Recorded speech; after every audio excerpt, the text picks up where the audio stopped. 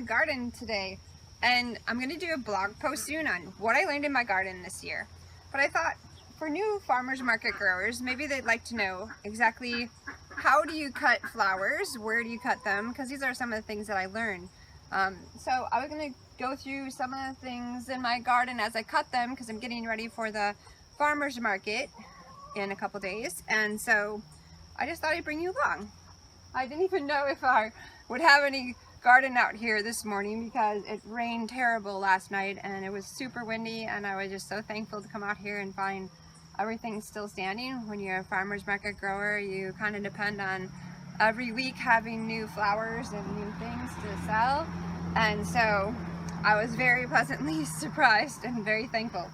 So one of the other things that I learned, I'm going to show you on this plant right here, is so I've been spraying for Japanese beetles, and I've been spraying neem oil, and this year I used a different dish soap because I ran out of my usual one that I had.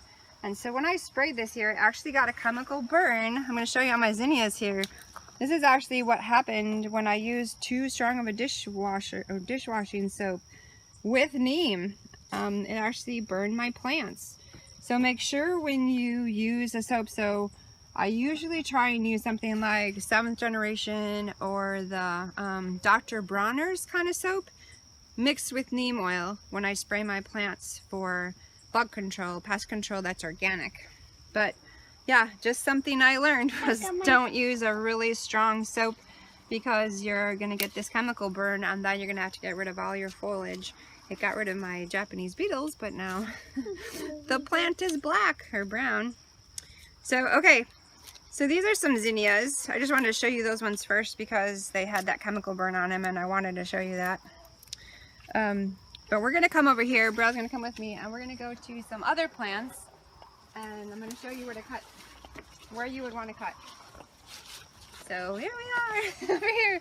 Okay, so these are a little Rudbeckia plant, and they're just gorgeous. These are the Chimchimeri ones from Floret, and they're the first time I grew these this year, and I really love them, but I figured they're a good plant to show you with cutting flowers, where to cut them.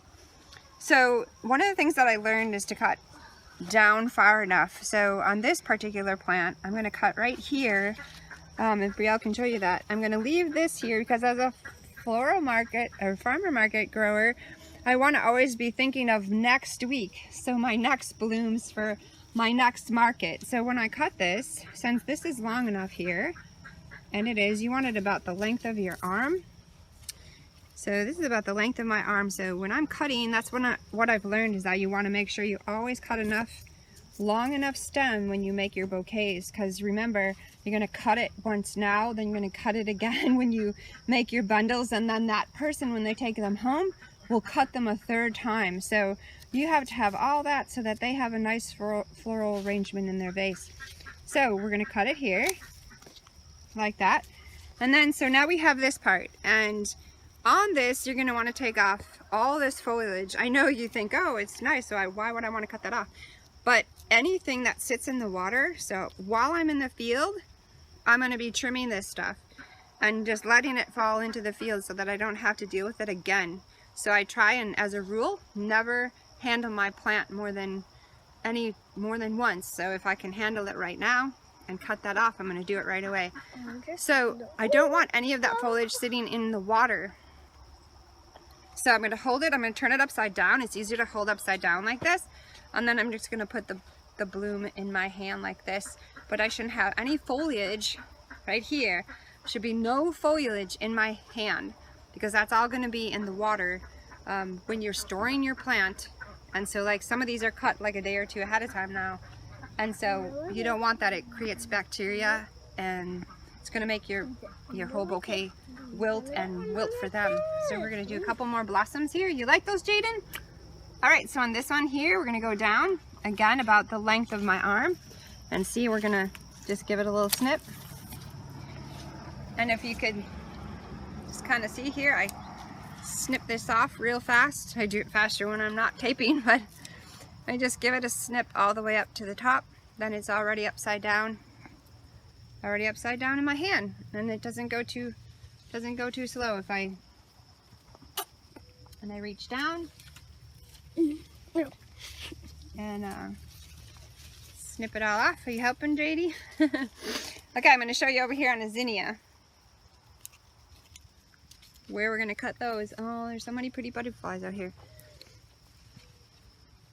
Alright, so here on a zinnia, we got a nice big bloom over here.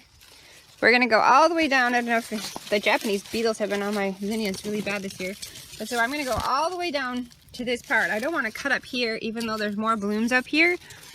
I'm going to go all the way down here because you want a nice long stem, again, for when you're handling your bouquets. And these ones are a little bit more difficult to get off. Sometimes you can do it with your hand, but and you're going to take all this extra off. Because, like I said, you want it about the length of your hand when you make your bouquet. So, one of the other things that I learned is that I do need to spray sometimes. As an organic grower, I don't really like to spray too much because they do affect our pollinators. But so we always make sure we do organic. Neem oil has been my friend. It really helps a lot. It is an organic thing that you can use that helps keep the pests at bay. And here we're going to go again down low, and even though I'm getting more blooms, it will shoot up more blooms. Don't worry. Okay, so say I've got this little handful now, and I'm just going to take them, and I already brought my buckets. I'm going to take you over there. I'm going to show you that. So anyways, we got all kinds of pretty things in here. Celosia and some amaranth and lots of things we're going to cut today.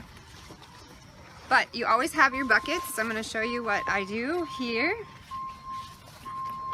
I don't know who's beeping out here. Anyways, the joys of growing in the neighborhood. So I have my buckets. So if you can see the buckets here, I've already pre-made these buckets with some floral preservative in them. And now when I put them in my buckets, I'm going to try and group all my flowers together. I found that when you're making your floral arrangements later, it makes it so much nicer if you have all your floral flowers in grouped together. So here you can see this beautiful bucket of zinnias, and so we're just going to keep going around and cutting things, but I thought it'd be a good thing to show you guys just the part of cutting a flower and making sure that you cut them long enough and that you take off the foliage. So I hope that was helpful, and we'll talk to you soon.